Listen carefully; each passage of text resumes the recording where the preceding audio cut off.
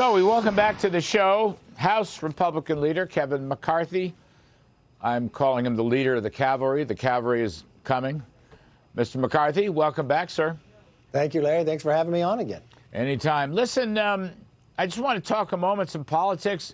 A big win in the Rio Grande Valley. Mayra Flores, I guess it's an upset. What does it tell you? What do you think that means? Well, it tells you what we've been talking about all the time. I mean, the American public is hurting by these Democrat policies, from inflation, price of gas, the border crossing. But this is really the canary in the coal mine. Think about this district, this Rio Grande Valley. A Republican has not represented this area in 150 years. It's 84% Hispanic. Joe Biden won it by 13 points. That's greater than what he won Virginia by. You would say this is a safe seat. This wasn't even a general election. This was a primary. So it was harder for somebody to win it outright at that time. Mayra Flores. She's going to be the first Mexican-born woman elected to Congress. She's a Republican. This is excitement. What you see happening here, her husband is a border agent. She cares about what's going on in this country. From the price of gas is now, it's up almost $2 more than it was last year. You look at border crossings. You've had a 33% increase from the last May to this one. More than 2.9 million encounters coming across. Those are just the people we know that came across the border illegally. And what the Democrats are doing, they've taken it for granted. They should be worried, because now you look at any Democrat sitting in a seat that Biden won by 13, 15 points, you are vulnerable, because it just goes to show, from San Francisco to the border of Texas, everything is competitive based upon what the Democrats' mismanagement and the radical policies that they had that have brought us an unsafe border, crime in our streets, inflation like we haven't seen in 40 years, price of gasoline that we've never had, and it keeps going up each and every day. Yeah, so a legal immigrant making good with very strong conservative values. As I was reading about it, Kevin, she didn't pull any punches. She ran as a conservative, which I think, right there, that's a major breakthrough. Let me talk some more about the economy with you, as always. So we have the Biden inflation. He will never admit that he's culpable. But here's the problem as I see it. The Biden inflation is now leading to the Biden recession. We are either on the front end of a recession, Kevin, this is my view, or we may even be in a recession for that matter.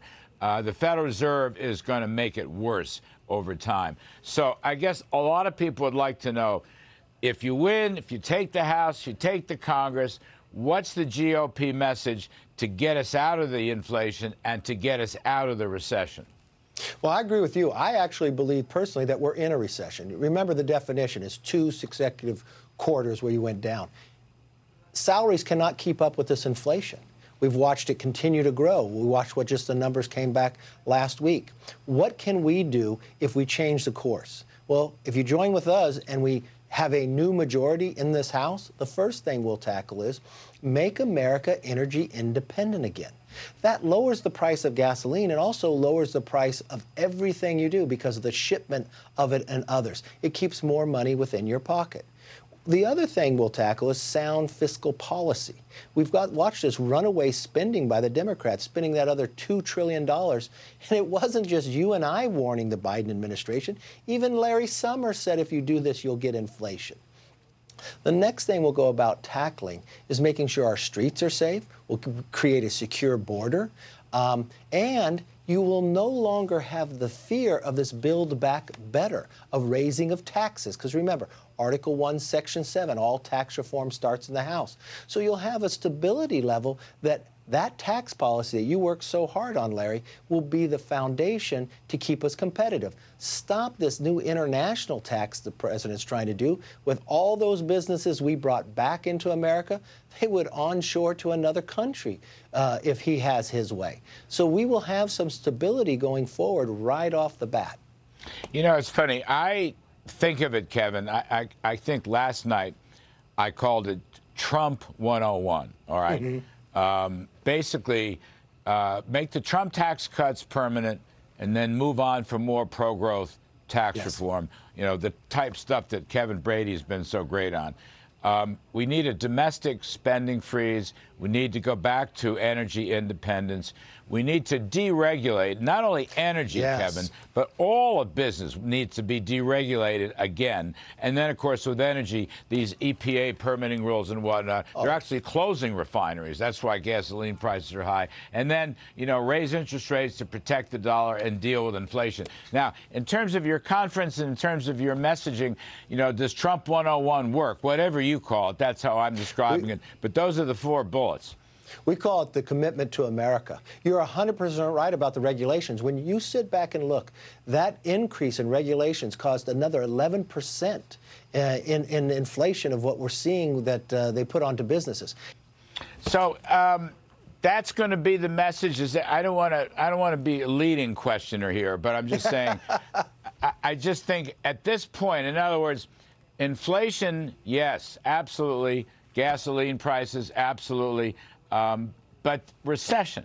So the GOP needs to say to people, to the middle class, the blue-collar workers, the hard hats, and so forth and so on, the people who are here, the newly legal immigrants making their way, as we just saw in the Rio Grande. How does the GOP get us out of this recession? Well, you get out of it by pro-growth ideas. And we watch with the tax policy do that. We get greater incentive. Focus on the small businesses that actually create the jobs instead of this heartache what the administration is doing from the regulations. The other thing, too, is unshackle that makes us so strong, the innovation of going forward. This is just a foundation. But you also have to be safe in your streets. You've watched these cities and others become unsafe. You watched an education system fall behind that we've watched even in San Francisco that they repealed their school board. Why? Because they're focusing on wokeism instead of focusing on accountability. Then we look at government itself, right? We need greater accountability, more efficiency in there. And why do we have these agencies still sitting in Washington? Why would you have an energy department in Washington, D.C.? Why wouldn't you put that in Texas, someplace closer that brings us energy independence? I thought Biden would send the National Guard, maybe 20, 30,000 troops, to take over Midland, Texas. It's not the war in Ukraine. It's the war here against fossil fuel.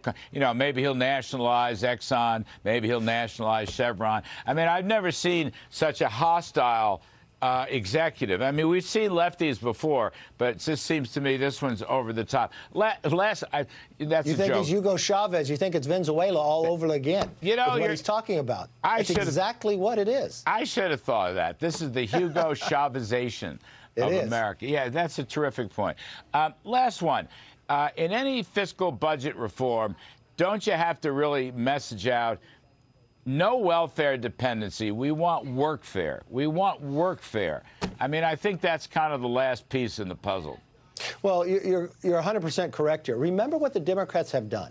When they do this child tax credit, you used to have a work requirement. Yes. They removed the work requirement, and then they removed the Social Security number to create an incentive for more people to come here illegally. Remember what the government also did under the Biden administration.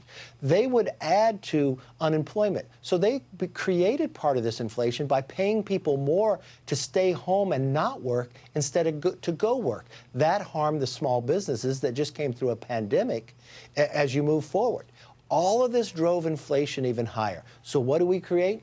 Reform welfare and others. Make sure we have work requirements in here that educate people, get them back to work, get us stronger, get the gas price lower, get American jobs when we're producing American oil and natural gas. And when you're producing that, more people are working, our price is lower, and our environment is even safer because American natural gas is 41% cleaner than Russian natural gas. Absolutely. Yeah, no, I think that's right. And I think workfare is a big piece of the puzzle.